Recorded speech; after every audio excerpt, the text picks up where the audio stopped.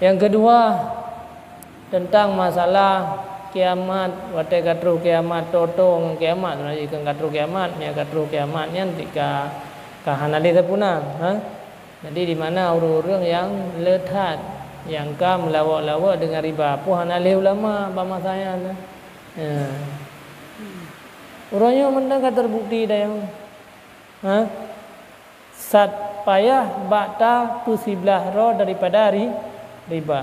Riba yang kelethat yang terjadi riba, orang putang peng bayar lebih, ha?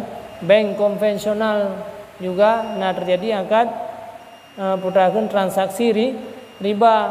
Tanya cok peng ba bank, nya orangnya tak rata-rata orang mutang lempu kredit. Ha? Kredit kan bagian cok ju peng ba bank kena tanya orang terbayar.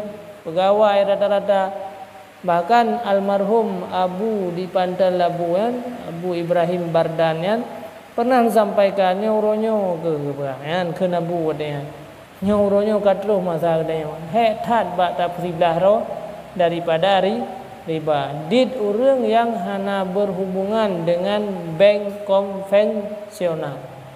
Ya, nyan kun Abu awal. Mudah-mudahan kameri ya, ha? Kameri le dia orang yang bak tapsiblah peng daripada riba. Abaitnya peng nyanti je le urang ke dia. Ha? Tetiam beliau pi kide peng urang mutang riba meno si dia kejuk yan, yang gian makaji. Ana ada paju riba orangnya asap riba kambai ya. Ha? Tahu mesti orang paju riba yan, urang muka di kide, dia tak bela barang ba urang kapeng nyanti melawak ada yang gian. Jadi asap riba yan.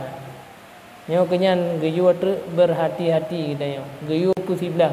Bebena kemampuan kita yo geyu pusiblah.